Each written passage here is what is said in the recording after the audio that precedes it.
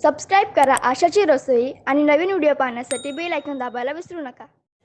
नमस्कार, आशाच्या रसोईमध्ये आपलं सर्वांचं खूप खूप स्वागत आहे। आज आपल्याला मस्तपैकी असा बांगडा फ्राय बनवायचा आहे। तर त्यासाठी आपण काय काय साहित्य घेतले ते बघूया। हे फ्रेश 4 बांगडे घेतलेत, साफ केलेत, स्वच्छ धुवून घेतलेत आणि असे त्याला चिरा दिलेत। हे चिरा आपण देतो सुरीने, ते एकदम जवळ दिलेत मी, कारण मसाला चांगला मुरला पाहिजे म्हणून असे जास्त चिरा द्यायचे बांगड्याला कधी पण। आता मसाल्यामध्ये आपण घेतले ते मिरची पावडर घेतले 2 चमचे। ही आमची घरची मिरची पावडर आहे। ही काश्मीरी मिरची पावडर, ही पण घरीच केलेली आहे। 1 चमचा घेतले। पाव चमचा हळद घेतले। 1 चमचाभर आलं आणि लसूण याची पेस्ट करून घेतली। मीठ घेतले चवीनुसार आणि 1 लिंबाचा रस लागणार आहे। आता फ्राय करण्यासाठी आपल्याला तेल लागणार आहे आणि रवा लागणार आहे। आपण रवा लावून फ्राय करणार आहोत। आता हे मसाले आपण मिक्स करून घेऊया पहिले सगळे। असे छान मिक्स करून घ्यायचे आहेत आणि अर्ध्या लिंबाचा रस टाकून घेतला आहे आपण। खूप मस्त लागतो बांगडा हा। आता हे 4ही बांगडे आपल्याला इकडे घ्यायचे ताटामध्ये। बांगडा फ्रायच्या रेसिपी मी पहिल्या पण दाखवले, पण थोडा फरक आहे प्रत्येक रेसिपीमध्ये, तर तुम्ही नक्की बघा। आता हा मसाला असा लावून घ्यायचा आहे बांगड्याला आपल्याला। असं जास्त चिरा दिल्यामुळे असा मसाला चांगला बसतो बांगड्यात।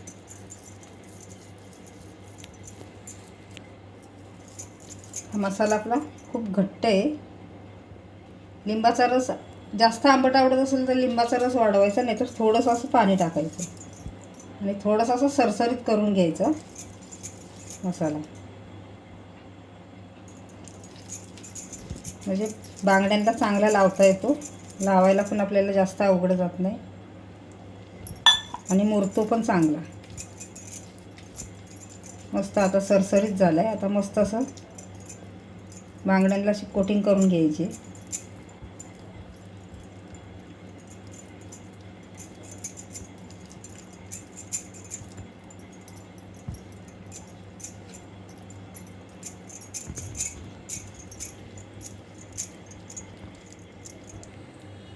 मस्त मसाला असा दोन्ही बाजूने एकदम पूर्ण असा भरून घ्यायचा आहे चांगला, आणि आतून पण थोडीशी अशी मसाला असा भरून घ्यायचा आहे थोडा, चव छान लागते चांगला मसाला मुरला की। मसाला छान लावून घेतलाय। आता आपल्याला एक अर्धा तास असंच ठेवायचं आहे मुरत। आता अर्धा तास आपण वाट बघूया। आता आपण बांगडे मसाला लावून मुरत ठेवले होते, छान मुरले। एक 30 मिनटं ते 25 मिनटं आपण ठेवून दिले। आता इथं आपल्याला फ्राय करून घ्यायचे। आपण रवा घेतलाय हा, ह्याच्यामध्ये मी पीठ किंवा बेसन पीठ किंवा तांदळाचं पीठ काहीच घेतलेलं नाही, फक्त रवा घेतलाय 4 चमचे, 4 ते 5 चमचे बारीक। आता आपल्याला तेल टाकायचे। तवा ठेवलाय आपण, तेल सोडून घ्यायचे।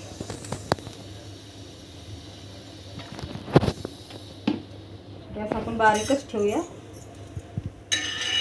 तेल पसरवून घ्यायचं सगळीकडं, म्हणजे बांगडे चिकटणार नाहीत तव्याला। आता हे बांगडा येतो असा रवा थोडा पसरवून घ्यायचा आणि असे कोट करून घ्यायचे पूर्ण एक एक करून, आणि ह्या तव्यामध्ये असं लावून घ्यायचे वळीने। तोपर्यंत सगळे तोपर्यंत आपल्याला काय करायचं आहे, गॅस आपल्याला स्लोच ठेवायचा आहे, कारण करपायला नको पूर्ण। मस्त आहे की असं सगळीकडून रवा लागला पाहिजे। खूप कुरकुरीत होतात हे बांगडे।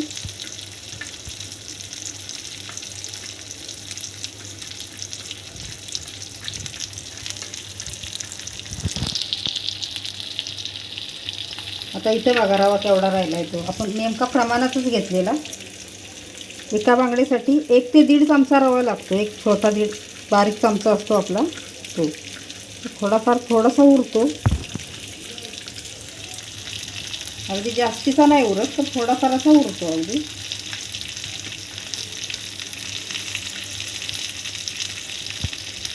पूर्ण आपण असं हा दाबून दाबून घेतलं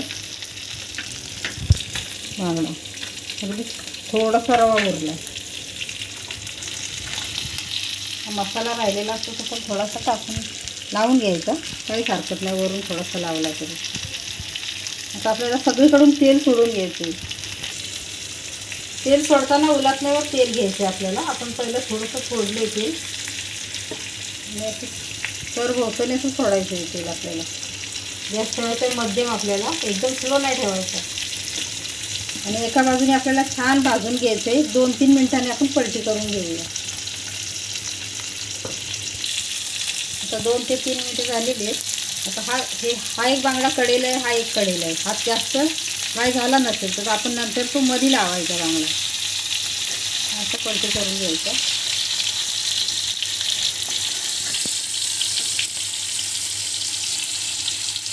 आता हा बांगडा बघा, त्याला जास्त एवढं फ्राय व्यवस्थित झालेलं नाही, तर तो आपण मध्ये टाकायचं आहे आपल्याला त्याला.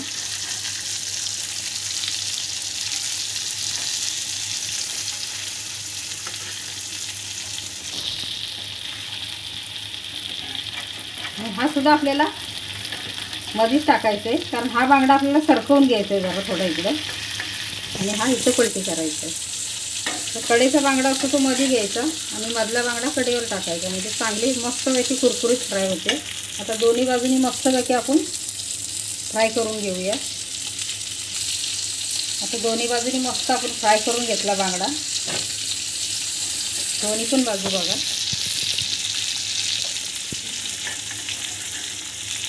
गॅस बंद करायचं आपल्याला. मस्त कुरकुरीत झाला आहे बांगडा, आणि बांगडा काढून घेऊया ताटामध्ये.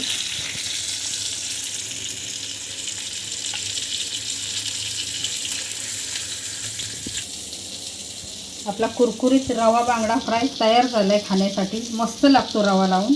तसं आपण तांदळाचं पीठ पण लावू शकतो, बेसन पण लावू शकतो, कॉर्नफ्लॉवर पण लावू शकतो, किंवा तांदळाचं पीठ, बेसन आणि रवा तिन्ही मिक्स करून पण लावू शकतो. पण नुसता रवा लावून एकदम मस्त लागतो. तुम्ही नक्की करून बघा असं. आणि हा बांगडा तुम्ही गरम गरम चपातीबरोबर, भाकरीबरोबर किंवा वरण भाताबरोबर नक्की खाऊन बघा. आणि असंच रवा लावून बांगडा फ्राय करा. आणि कसा झाला तुम्हाला नक्की सांगा. व्हिडिओ लाईक शेअर जरूर करा. धन्यवाद.